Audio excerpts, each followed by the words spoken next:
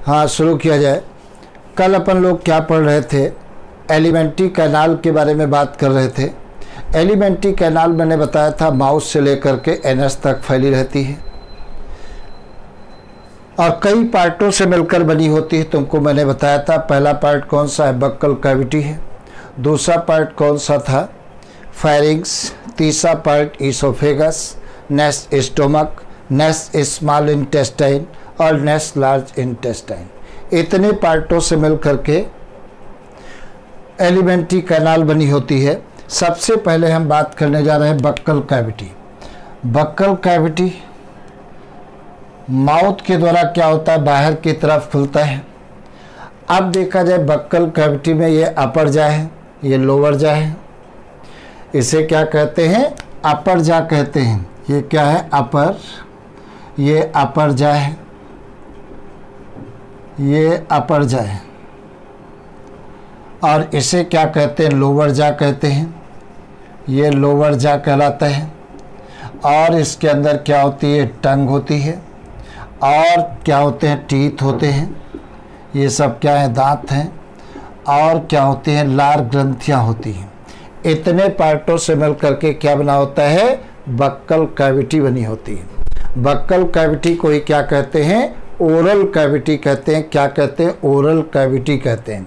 तो चाहे हम कहें बक्कल कैविटी, ये बक्कल कैविटी कहें, और चाहे हम क्या कहें? ओरल कैविटी, ये ओरल कैविटी कहें, दोनों बातें एक होती है। चाहे हम बक्कल कैविटी कहें चाहे ओरल कैविटी।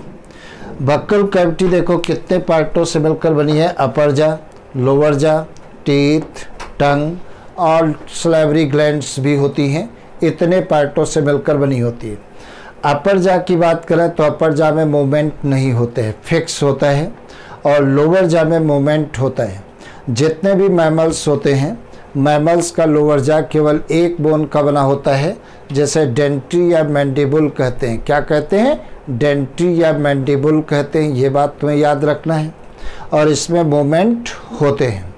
उसके बाद में देखा जाए, अगर जो हम सलाइवरी ग्लैंड के बारे में बात करें तो बक्कल कैविटी के अंदर ह्यूमन में 3 पेयर सलाइवरी ग्लैंड पाई जाती हैं। कितने पेयर सलाइवरी ग्लैंड पाई जाती हैं? 3 पेयर सलाइवरी ग्लैंड्स। तो सलाइवरी ग्लैंड 3 पेयर्स कौन कौन सी हैं? तो यहाँ पर टाइप्स, ये types of salivary gland. Types of salivary gland कितने प्रकार की हैं? These are 3 types. ये दीज आर 3 टाइप, 3 टाइप होती हैं। ये 3 प्रकार की होती हैं। अब 3 प्रकार की देखो कौन कौन सी हैं। पहली कौन सी है? सब लिंगुअल सलाइवरी ग्लैंड्स होती हैं।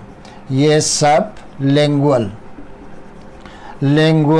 सलाइवरी ग्लैंड होती है। दूसरी कौन सी होती है? सब मैक्सिलरी। ये क्या होती है? सब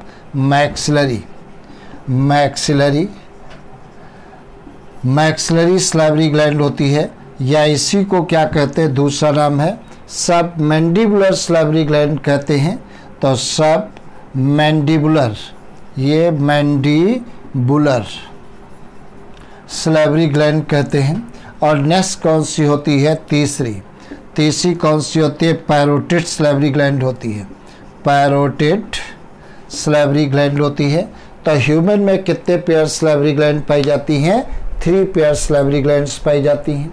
अब 3 पेयर सलाइवरी ग्लैंड देखो, सबलिंगुअल सलाइवरी ग्लैंड कहाँ पर पाई जाती हैं? जीभ का कुछ पोर्शन देखो लोअर जा से एक मेम्ब्रेन के द्वारा जुड़ा रहता है। इस मेम्ब्रेन को क्या कहते हैं? फ्रेनुलम लेग्वी कहते हैं। तो ये कहलाती है फ्रेनुलम, ये फ्रेनुलम लेग्वी कहलाती है, फ्रेनुलम लेग्वी कहलाती है। तो सबलिंगुअल सलाइवरी ग्लैंड कहाँ पर पाई जाती है? यहाँ पर लोअर जा के बेस में फ्रेनुलम लेग्वी के पास पाई जाती है ये। और इनके द्वारा सलाइवा जो सिक्रीट होता है जीभ के ठीक नीचे मिलता है। और दूसरी सलाइवरी ग्लैंड्स कौन सी हैं? पैरोटिड ये सब मैक्सिलरी या सब मैंडिबुलर सलाइवरी ग्लैंड। ये कहाँ पर पाई जाती हैं? लोअर जा के बेस में पाई जाती हैं। और इनके द्वारा जो सलाइवा सिक्रीट होता है वो इंसाइजर दांतों के पास आकर के यहाँ पर मिलता है, और इनसे जो सलाइवा सेक्रेट होता है उसमें दो एंजाइम पाए जाते हैं। एक एंजाइम, इससे जो सलाइवा सेक्रेट होता है उसमें दो एंजाइम पाए जाते हैं। पहला कौन सा है? सलेवरी एमाइलेज एंजाइम पाया जाता है, ये एमाइलेज एंजाइम पाया जाता है। और दूसरा कौन सा है? दूसरा लाइसोजाइम एंजाइम पाया जाता है, लाइसोजाइम एंजाइम पाया जाता है। तो सब मैक्सिलरी या सब मैंडिबुलर सलेवरी ग्लैंड से जो सलाइवा सेक्रेट होता है उस सलाइवा में दो एंजाइम होता है। एक तो सलेवरी एमाइलेज होता है, इसी को क्या कहते हैं? टाइलिन एंजाइम भी कहते हैं। और दूसरा कौन सा? लाइसोजाइम एंजाइम होता है। ये सलेवरी एमाइलेज क्या काम करता है? जैसे अपन भोजन ग्रहण करते हैं, चावल खाते हैं, आलू खाते हैं, चावल और आलू में क्या होता है? स्टार्च होता है। क्या होता है? ये स्टार्च होता है। स्टार्च के ऊपर ये सलेवरी एमाइलेज एंजाइम वर्क करता है। एमाइलेज एंजाइम वर्क करता है। और स्लाइटली एसिडिक मीडियम में पीएच कितना होना चाहिए? 6.8 to 6.9 होना चाहिए स्लाइटली एसिडिक मीडियम में। तब स्टार्च किस में कन्वर्ट हो जाती है? माल्टोज में कन्वर्ट हो जाती है। तो ये कैसा है? पॉलीसैकेराइड है। ये क्या है?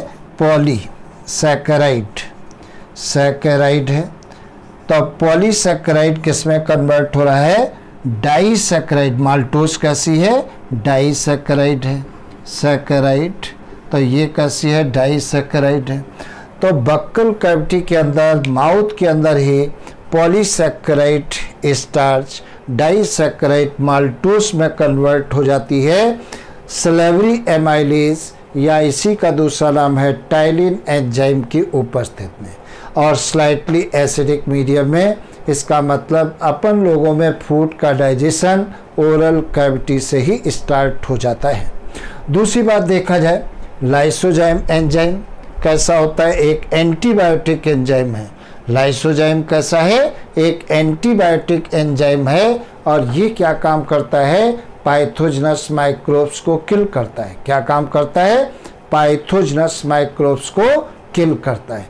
मतलब हानिकारक अगर कोई सूक्ष्म जीव पहुंच जाते हैं तो यही लाइसोजाइम एंजाइम उनको नष्ट करता है। ये काम कौन करता है? लाइसोजाइम एंजाइम करते हैं।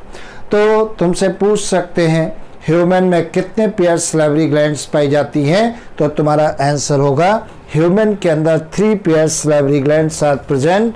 कौन कौन सी सलेवरी ग्लैंड्स हैं? ये तुम्हारे सामने है। सब मैक्सिलरी सलेवरी ग्लैंड्स। दूसरी कौन सी है? सब मैंडिबुलर या सब मैक्सिलरी सलेवरी ग्लैंड। और तीसरी कौन सी है? Parotid salivary gland. तो ये 3 टाइप की सलेवरी ग्लैंड्स पाई जाती हैं। उसके बाद में देखा जाए, अच्छा मैंने बताया है सलेवरी ग्लैंड्स जो सब मैक्सिलरी है उनसे जो सलाइवा सेक्रेट होता है उसमें 2 एंजाइम भी पाए जाते हैं। 2 एंजाइम कौन कौन से हैं? एक तो तुम्हें मालूम है सलेवरी एमाइलेज, या इसी का दूसरा नाम है टाइलिन, और दूसरा कौन सा है? लाइसोजाइम। अगली बात देखा जाए क्या होता है, बक्कल कैविटी के अंदर दांत भी पाए जाते हैं। और दांत तुम्हें मालूम है, टीथ के बारे में तुम्हें मैंने बताया अभी नहीं है।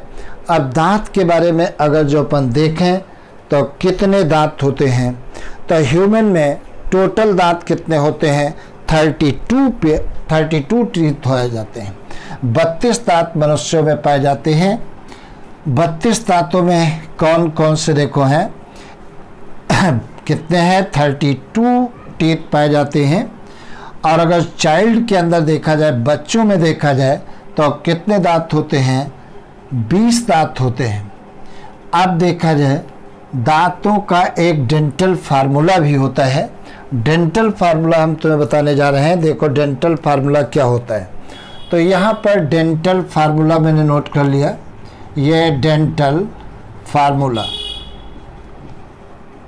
डेंटल फार्मूला देखो क्या होता है। अगर चाइल्ड का देखा जाए, बच्चों का देखा जाए, अभी क्लियरली समझा रहे हैं तुम्हें। अगर जो हम चाइल्ड का देखें, ये चाइल्ड का अगर देखते हैं तो कितना होता है?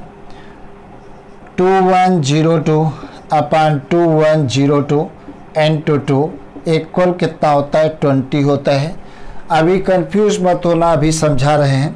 अगर मैन का पूछा जाए तो मैन का डेंटल फार्मूला क्या होता है 2123 अपॉन 2123 इनटू 2 इक्वल कितना होता है 32 टीथ होते हैं। अभी आए कैसे डेंटल फार्मूला, पहले सुनो। जैसे यहाँ से यहाँ तक क्या है, ये पूरा अपर जा है, यहाँ से यहाँ तक क्या है, ये पूरा लोअर जा है। अगर जो हम यहाँ पर अंगुली रख लें तो ये क्या है हाफ अपर जा है और ये क्या है हाफ लोअर जा है। तो डेंटल फार्मूला हम कैसे निकालते हैं, नंबर ऑफ टीथ हाफ अपर जा and number of teeth half lower जा एंड मल्टीप्लाइड बाय 2। 2 से मल्टीप्लाई कर दोगे तो पूरे अपर जा में टीथ निकल आएंगे और पूरे लोअर जा में टीथ आ जाएंगे।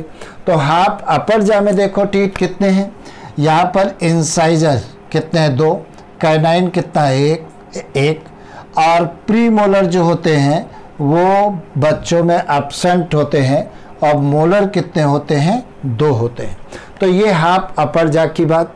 सेम इंसाइजर नीचे है तो हाफ अपर जा में इतने, तो हाफ अपर जा में देखो दांत कितने हो गए 2 1 3 2 5।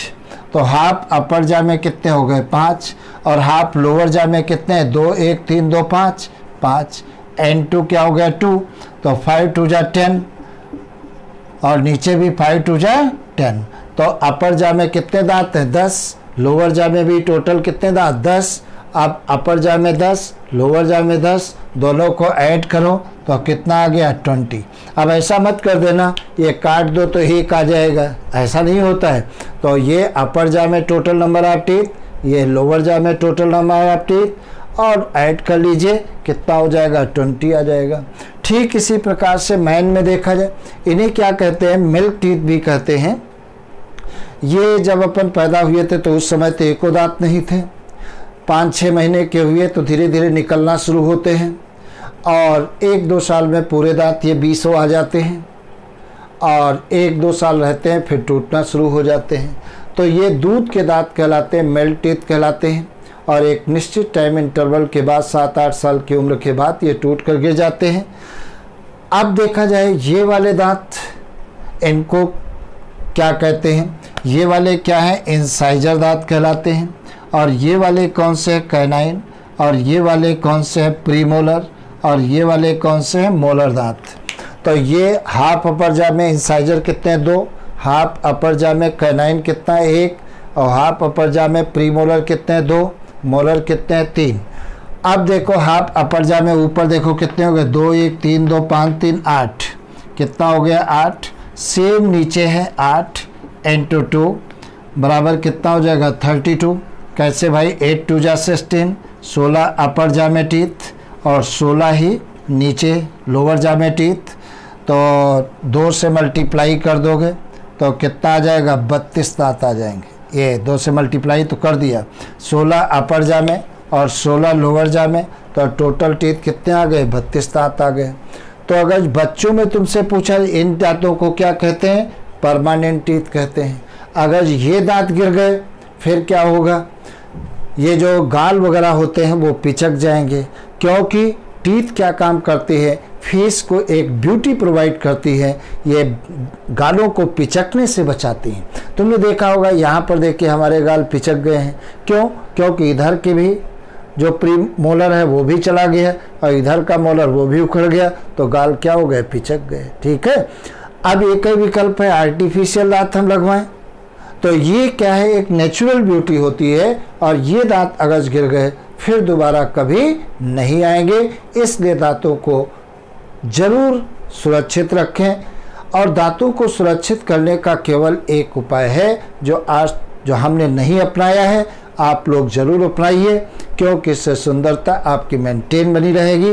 एक तो सुबह उठ करके तो आप मंजन डेली करते ही हैं, ठीक इसी प्रकार से शाम को खाना खाने के बाद अगर जो आप पर डे मंजन करते हैं तो आपके दांत कभी दर्द नहीं करेंगे और काफ़ी लंबे समय तक दांत आपके गिरेंगे नहीं टूट करके और चेहरा आपका चंद्रमा के समान सूर्य के समान दहकता रहेगा और लोग आपकी तरफ आकर्षित होते रहेंगे, अगर आप शाम और सुबह दोनों टाइम मंजन करते हो। शाम को खाना खाने के बाद जरूर मंजन करना चाहिए, हमने नहीं किया है इसलिए हमारे दांत चले गए हैं, इसलिए हम आपको सलाह देते हैं ज़रूर आप मंजन करें। खाना खाने के बाद सुबह तो आप करते ही हैं, तो ये वाले मेल्ट टीथ कहलाते हैं और ये परमानेंट दांत कहलाते हैं। ये स्थायी दांत होते हैं और ये बुढ़ापा में ही टूट कर गिरेंगे। और अगर लंबे समय तुम चाहते हो कि दांत हमारे बरकरार रहें तो मंजन विशेष रूप से ध्यान से करें। दूसरी बात देखा जाए, अब इंसाइजर का काम क्या होता है, ये सामने के 4 ऊपरी जबड़े के चौड़े दांत, 4 नीचे के चौड़े दांत क्या कहलाते हैं, इंसाइजर कहलाते हैं। जैसे कभी तुम्हारी किसी से लड़ाई होती है तो सामने के ही दांतों से तुम क्या करते हो, काट खाते हो, तो इंसाइजर दांत क्या काम करते हैं, भोजन को काटने का काम करते हैं। उसके बाद में अपर जा में एक इधर नुकीला दांत है और एक इधर नुकीला दांत, एक नीचे, तो 2 ऊपर 2 नीचे, 4 ये क्या कहलाते हैं, कैनाइन दांत कहलाते हैं। ये भोजन को चीरने और फाड़ने का काम करते हैं। जैसे तुमने गन्ना जैसे तुमने देखा है, खाया है, ध्यान रखना गन्ना खाया नहीं जाता है, चूसा जाता है। तो गन्ने को जब फाड़ते हो तो तिरछा करके फाड़ते हो, क्योंकि यहाँ पर क्या है, कैनाइन है। और कैनाइन टीथ का काम क्या होता है, भोजन को चीरने को फाड़ने का काम होता है, टेयरिंग ऑफ फूड का काम होता है। और नेक्स्ट कौन से होते हैं, प्रीमोलर दांत होते हैं। प्रीमोलर दांत देखिए, 2 इधर अपर जा में, 2 इधर अपर जा में, तो 4 इधर हो गए, 4 नीचे हो गए, टोटल कितने हो गए, 8। ये क्या काम करते हैं, भोजन को चबाने और पीसने का काम करते हैं। और ये मोलर, 3 इधर मोलर, 3 इधर मोलर, 3 इधर नीचे, 3 इधर नीचे, तो कितने, पूरे अपर जा में 6 मोलर इधर, 6 इधर, और तो टोटल कितने हो गए, 12 हो गए। और जो लास्ट मोलर टीथ होता है उसे क्या कहते हैं, अक्कल दाढ़ कहते हैं। जो लास्ट मोलर टीथ होता है इधर इधर इधर इधर, ये कब ग्रो करता है, 16 से 30 साल की उम्र के बीच कभी भी निकल सकता है, इसलिए इसे क्या कहते हैं, अक्कल दाढ़ कहते हैं। इंग्लिश में इसे क्या कहते हैं, विजडम टीथ कहते हैं। ये एक वेस्टिजियल आर्गन है, क्योंकि हमारे एंसेस्टर में तो इसकी ज़रूरत थी, लेकिन एंसेस्टर ने इसका यूज छोड़ दिया, तो धीरे धीरे ये वेस्टिजियल आर्गन में कन्वर्ट हो गए। ऐसे आर्गन जो हमारे पूर्वजों में तो क्रियाशील थे, फंक्शनल थे, लेकिन पूर्वजों ने इनका यूज छोड़ दिया, धीरे धीरे ये नॉन फंक्शनल आर्गन में कन्वर्ट हो गए। ऐसे आर्गन को क्या कहते हैं, वेस्टिजियल आर्गन कहते हैं। और अपनी बॉडी के अंदर more than 100 vestigial organs are present. तो इस प्रकार से बक्कल कैविटी, जीभ के बारे में देखा जाए, एक मस्कुलर स्ट्रक्चर है और जीभ क्या काम करती है, स्वाद को ग्रहण करने का काम करती है और 4 प्रकार के स्वाद को ग्रहण करती है। जीभ का जो अगला सिरा होता है ये मीठे स्वाद के लिए बहुत ज़्यादा संवेदी होता है और पिछला जो सिरा होता है वो तीखे स्वाद के लिए, बिटर स्वाद के लिए सेंसिटिव होती है, मोर सेंसिटिव। और जो साइड पोर्शन होते हैं जीभ के वो खट्टे और नमकीन स्वाद के लिए सेंसिटिव होते हैं। तो जीभ जो है हमारे 4 प्रकार के स्वादों के लिए सेंसिटिव होती है। एक तो जीभ का टिप जो होता है मीठे स्वाद के लिए संवेदी होता है और पिछला सिरा बिटर टेस्ट के लिए सेंसिटिव होता है।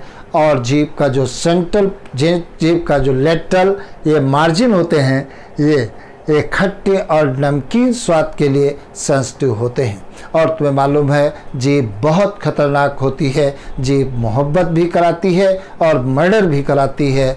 जीभ आपको महान भी बनाती है, जीभ आपको दुश्मन भी बना देती है। इसलिए कोई भी शब्द आप बोलें सोच समझ के बोलिए, क्योंकि मुख से निकले हुए शब्द कभी वापस नहीं आते हैं। तो हमेशा ध्यान रखिए, जब भी किसी से बात करें तो चुने हुए शब्दों का यूज करें, जिससे अगला प्रभावित भी हो और आपकी बात को अच्छे से सुने भी। ठीक है, तो बेस्ट ऑफ लक। आज इतना, फिर अपन कल पढ़ेंगे, इसी के आगे कंटिन्यू करेंगे।